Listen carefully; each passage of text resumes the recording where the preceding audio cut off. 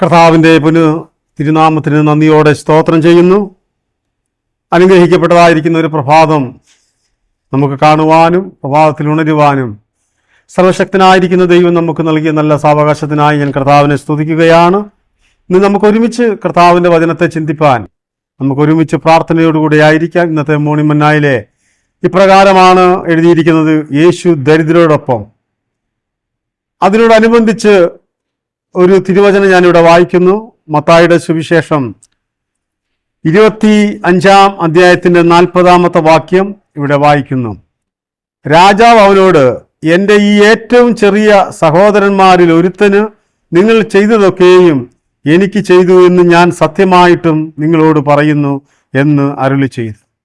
വളരെ അനുഗ്രഹീതമാകുന്ന ഒരു തിരുവചനത്തിൽ ആസ്പദമാക്കി പ്രാർത്ഥനയോടുകൂടി പ്രഭാതത്തിൽ ചിന്തിപ്പാൻ ദൈവം നമ്മെ അഭിഷേകം ചെയ്യട്ടെ എന്ന് ഞാൻ ആത്മാർത്ഥമായി പ്രാർത്ഥിക്കുകയാണ്.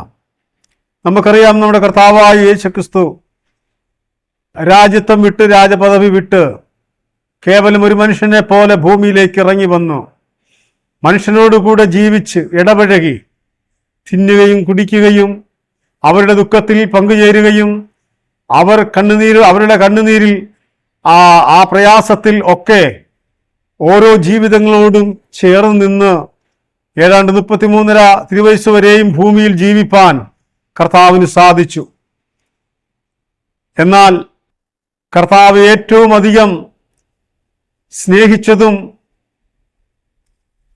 ആ കർത്താവായ യേശുക്രിസ്തു ഏറ്റവും അധികമായി ഇടപഴകിയതും പാവപ്പെട്ട ജനത്തോടും ദരിദ്രരായിരിക്കുന്ന ജനങ്ങളോടും കൂടെയായിരുന്നു. ആ വേദപുസ്തകം നാം പഠിക്കുമ്പോൾ അനേക ദരിദ്രരെ സമ്പന്നരാക്കി മാറ്റി, കുപ്പയിൽ കിടന്ന അനേക ജീവിതങ്ങളെ ആ കുപ്പയിൽ നിന്ന് ഉയർത്തുവാനിടയായി, പാപത്തിൻ്റെ ചേറ്റിൽ കിടന്നതായിരിക്കുന്ന അനേക ജീവിതങ്ങളെ കർത്താവായ യേശുക്രിസ്തു രക്ഷയുടെ അനുഭവത്തിലേക്ക് കൊണ്ടുവന്ന് ഒരിക്കൽ പോലും മറ്റുള്ളതായിരിക്കുന്ന ആൾക്കാരോട് സഹകരിക്കുവാനോ മറ്റു കാര്യങ്ങളിൽ ഏർപ്പെടുവാനോ കഴിയാത്ത അനേക ജീവിതങ്ങളെ കർത്താവായ യേശുക്രിസ്തു അവരെ ജീവിതത്തിലേക്ക് കൈപിടിച്ച് നടത്തുവാനിടയായി തീർന്നു. അങ്ങനെ യേശുക്രിസ്തു അത്രമാത്രം ദരിദ്രരായിരിക്കുന്ന അവരോടൊപ്പം ജീവിച്ചപ്പോഴും യേശുവിനോട് കൂടെ നടന്ന അനേക ജീവിതങ്ങൾ യേശുവിൻ്റെ പാത പിൻപറ്റിക്കൊണ്ട് ഈ ലോകവാസം മുന്നോട്ട് കൊണ്ടുപോകുവാനിടയായി. തിരുവചനത്തിൽ നമ്മൾ വായിക്കുന്നുണ്ടല്ലോ, ലാസറിൻ്റെയും മറിയയുടെയും ഭവനത്തിൽ യേശു എപ്പോഴും കടന്നു ചെല്ലുന്ന ഒരു വ്യക്തിയായിരുന്നു.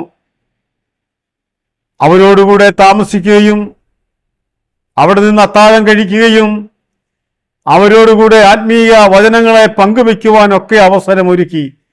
അതുകൊണ്ടാണല്ലോ ഇങ്ങനെ പറയുന്നത്, മറിയയോ യേശുവിൻ്റെ പാദപീഠത്തിൽ ഇരുന്നു കൊണ്ട് നല്ല അംശങ്ങളെ തിരഞ്ഞെടുത്തു എന്ന് പറയുന്നത്.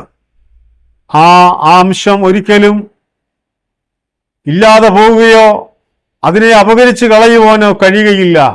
കാരണം യേശുവിൻ്റെ പാദാന്ത്യയിൽ ഇരുന്ന് പഠിച്ചതാണ്. അവിടെ കഷ്ടതയുടെ പ്രയാസങ്ങൾ, കണ്ണുനീരുകൾ, വേർപാടിന്റെ ദുഃഖം മാർത്തയുടെയും മറിയയുടെയും ഭവനത്തിൽ വന്നപ്പോൾ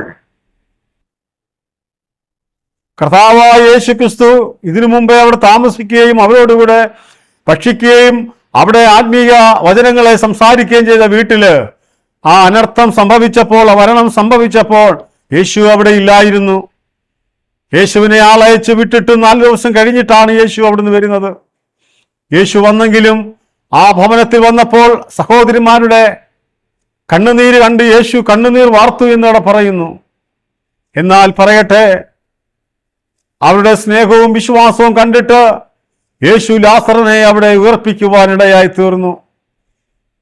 പ്രിയ ദൈവമക്കളെ, അവരെ ആശ്വസിപ്പിക്കുവാൻ പലരും അവിടെ ഉണ്ടെങ്കിലും യേശു കടന്നു വന്നപ്പോൾ അവരുടെ ജീവിതത്തിൽ വലിയ സന്തോഷത്തിൻ്റെ ഒരു അനുഭവമാക്കി മാറ്റുവാനിടയായി തീർന്നു.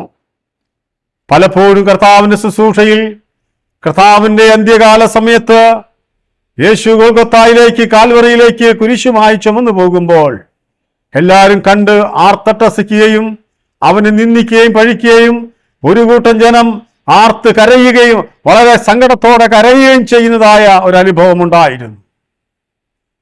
എന്നാൽ കരയുന്നവരെ മാത്രമേ അവിടെ കണ്ടുള്ളൂ. എന്നാൽ അവിടെ പറയുന്നു, എൻ്റെ ക്രൂശ് മാറിയെടുക്കുവാൻ കുറേനക്കാരനായിരിക്കുന്ന ശീമോൻ അല്ലാതെ വേറെ ആരുമില്ലായിരുന്നു. കുറേനക്കാരനായ ശീമോൻ വയലിൽ നിന്ന് കയറി വരികയാണ്. അപ്പോൾ യേശുവിന്റെ ക്രൂശ് മാറിപ്പിടിക്കുവാൻ അവനെ നിർബന്ധിച്ചു. അവൻ ക്രൂശ് എടുത്തത് കൊണ്ട് അവനെയും അവന്റെ കുടുംബത്തെയും അവന്റെ സഹോദരൻ അലക്സാണ്ടറിനെ ഒക്കെ ദൈവം എന്ത് ചെയ്തു? അനുഗ്രഹിക്കുവാനിടയായി തീർന്നു. ദൈവത്തിന് സ്തോത്രം. ദൈവത്തിന്റെ വചനം ഇങ്ങനെ പറയുന്നു, എളിയവർക്ക് വേണ്ടി നീ ചെയ്യുന്ന ഓരോ കാര്യങ്ങളും അത് എൻ്റെ ദൈവത്തിന് വേണ്ടിയാണ്. സ്തോത്രം. നീ ദൈവത്തിന് വേണ്ടി ചെയ്യുന്നു എന്നാണ് തിരുവചനം പറയുന്നത്. അത് ഞാൻ സത്യമായിട്ടും ഞാൻ നിങ്ങളോട് പറയുന്നു എന്ന് യേശു പറഞ്ഞു. ഗലാത്യ ലേഖനം 5-ാം അധ്യായത്തിന്റെ 22 വാക്യങ്ങളൊക്കെ വായിക്കുമ്പോൾ അവിടെ ആത്മാവിന്റെ ഫലത്തെ പറ്റി ഒരു നീണ്ട പട്ടിക തന്നെ അവിടെയുണ്ട്. സ്നേഹം, സന്തോഷം, സമാധാനം. ദൈവത്തിന് ഇതിലെല്ലാം വലുത് സ്നേഹം തന്നെ. ദൈവകൽപ്പന പോലും പറയുന്നത് സ്നേഹമാണ് ഏറ്റവും വലുത്. ദൈവത്തിന്റെ കൽപ്പനയിൽ എന്താണ് പറയുന്നത്? നിന്റെ കൂട്ടുകാരനെ നിന്നെ പോലെ തന്നെ സ്നേഹിക്കുക. അതാകുന്നു ഏറ്റവും വലിയ കൽപ്പന. അപ്പോൾ എളിയവരോടുകൂടെ എളിയവരെ ആദരിക്കുന്നതായ, എളിയവരെ ബഹുമാനിക്കുന്നതായ ജീവിതങ്ങൾ അപ്രകാരം ചെയ്യുമ്പോൾ ദൈവത്തെ സ്നേഹിക്കുന്നു, ദൈവകൽപ്പനയെ അവർ അംഗീകരിക്കുന്നു എന്നുള്ളതാണ്. നിന്റെ കൂട്ടുകാരനെ നിന്നെ പോലെ തന്നെ സ്നേഹിക്കുക. ദൈവത്തിന് സ്തോത്രം. പ്രിയ ദൈവമക്കളെ, എളിയവനെ ആദരിക്കുന്ന മനുഷ്യൻ ഭാഗ്യവാൻ.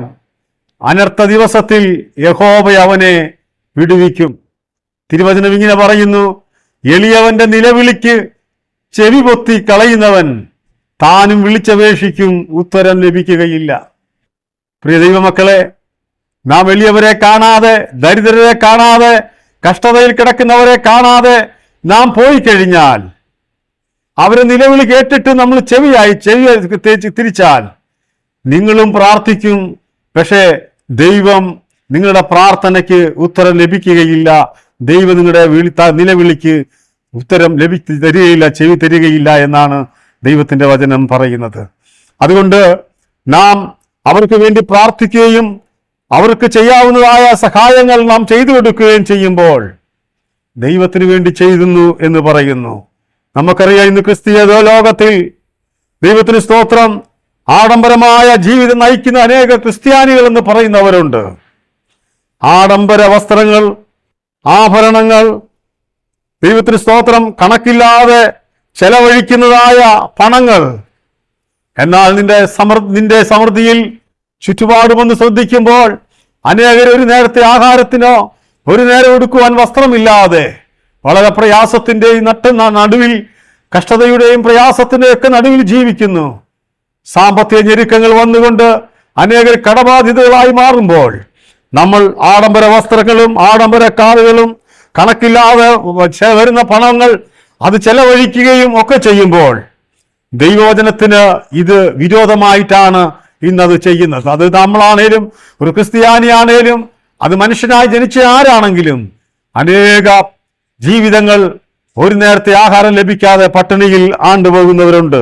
ദൈവത്തിന് സ്തോത്രം. ഇങ്ങനെയൊക്കെ ചെലവഴിക്കുമ്പോൾ നമ്മൾ ഓർക്കണം, ഇത് ദൈവവചനത്തിന് അനുകൂലമല്ല, ഇത് ദൈവവചനത്തിന് വിരുദ്ധമായിട്ടാണ് ദൈവത്തിന് സ്തോത്രം ഇവിടെ നടന്നുകൊണ്ടിരിക്കുന്നത്. സാധുക്കളുടെ കഷ്ടത കാണുന്ന ദൈവമാണ് ദൈവത്തിന് സ്തോത്രം.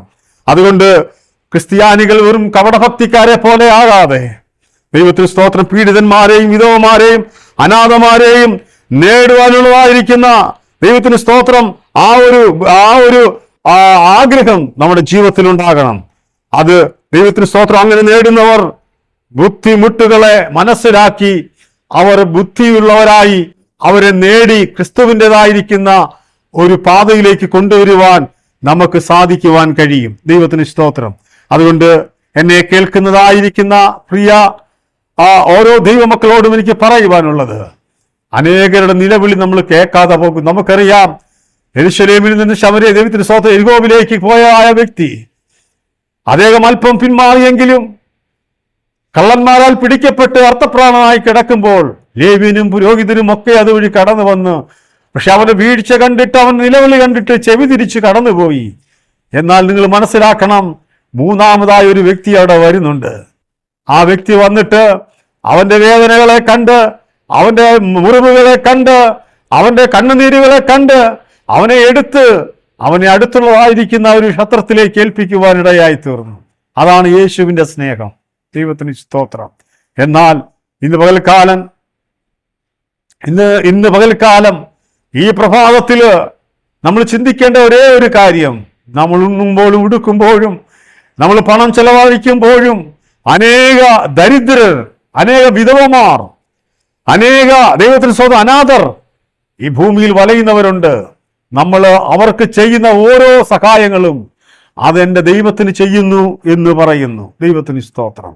എന്നാൽ പ്രിയ ദൈവമക്കളെ, ഇങ്ങനെ ചെയ്യാതെ നാം എത്ര പ്രാർത്ഥിച്ചാലും എത്ര നിലവിളിച്ചാലും ദൈവം നമ്മുടെ പ്രാർത്ഥന കേൾക്കുന്നില്ല. അതുകൊണ്ടാണ് ദൈവത്തിന്റെ വചനം പറയുന്നത്, എളിയവന്റെ നിലവിളിക്ക് ചെവി പൊത്തി കളയുന്നവൻ താനും വിളിച്ചപേക്ഷിക്കും, ഉത്തരം ലഭിക്കുകയില്ല.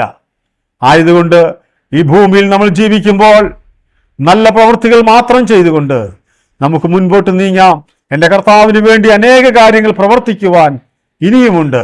നമ്മൾ ട്രാക്റ്റുകളോ സുവിശേഷ പ്രസംഗങ്ങളോ കവല പ്രസംഗങ്ങളോ അല്ല, അത് ആവശ്യമാണെങ്കിലും അനേകർക്ക് വേണ്ടി നാം സഹായിക്കുന്ന ഒരു മനസ്സുള്ളവരായി തീരണം. ആയതുകൊണ്ട് ഈ പ്രഭാതത്തിൽ അപ്രകാരം നമുക്ക് പ്രവർത്തിക്കാം. അപ്പോൾ അനേക ആത്മാക്കൾ നമ്മുടെ ഇടയിലേക്ക് കടന്നു വരുവാനിടയായി തീരും. അതുകൊണ്ട് അവർക്ക് വേണ്ടി നമുക്ക് പ്രാർത്ഥിക്കാം, അവർക്ക് വേണ്ടി സഹായിക്കാം. ദൈവം നമ്മളെ ഈ പ്രഭാതത്തിൽ അനുഗ്രഹിക്കുമാറാകട്ടെ. നമുക്ക് പ്രാർത്ഥിക്കാം. ദൈവത്തിന് സ്തോത്രം. പരിശുദ്ധനായ ദൈവമേ, സ്വർഗീയ പിതാവേ, അനുഗ്രഹിക്കപ്പെട്ടതായിരിക്കുന്ന നല്ല പ്രഭാതത്തിനായി സ്തോത്രം. ഞങ്ങൾ കേട്ട നല്ല തിരുവചനത്തെ ഓർത്ത് സ്തോത്രം ചെയ്യുന്നപ്പാ. ഈ തിരുവചനം അടിയനൂടെയും അത് അനുഗ്രഹമായി തീരുവാനിടയാക്കണമേ. ഞങ്ങൾക്ക് ലഭിക്കുന്ന ആത്മീയ കാര്യങ്ങളിലും ഭൗതിക നന്മകളിലുമൊക്കെ ഒരു വീതം കർത്താവിന് വേണ്ടിയും മറ്റുള്ളവർക്ക് വേണ്ടി കൊടുക്കുവാനുള്ളതായിരിക്കുന്ന ഒരു അനുഗ്രഹം സ്വർഗത്തിലെ ദൈവം ഞങ്ങൾക്ക് നൽകണമെന്ന് പ്രാർത്ഥിക്കുന്നു. കർത്താവേ, ഈ വചനം കേട്ട എല്ലാവരെയും സ്വർഗം അവിടുന്ന് അനുഗ്രഹിക്കണമെന്ന് പ്രാർത്ഥിക്കും. ഇന്ന് പകൽ അങ്ങയുടെ സാന്നിധ്യം കൂടെ ഇരിക്കണം. ഈ വചനം ഞങ്ങളുടെ ജീവിതത്തിൽ ഏറ്റവും അനുഗ്രഹമായി തീർന്നതിനായി സ്തോത്രം. അവിടുന്ന് പ്രാർത്ഥന കേട്ടതിനായി സ്തോത്രം. യേശു ക്രിസ്തുവിൻ ധന്യമുള്ള നാമത്തിൽ തന്നെ ആമേൻ. ദൈവം എല്ലാവരെയും അവിടുന്ന് അനുഗ്രഹിക്കുമാറാകട്ടെ. സ്തോത്രം.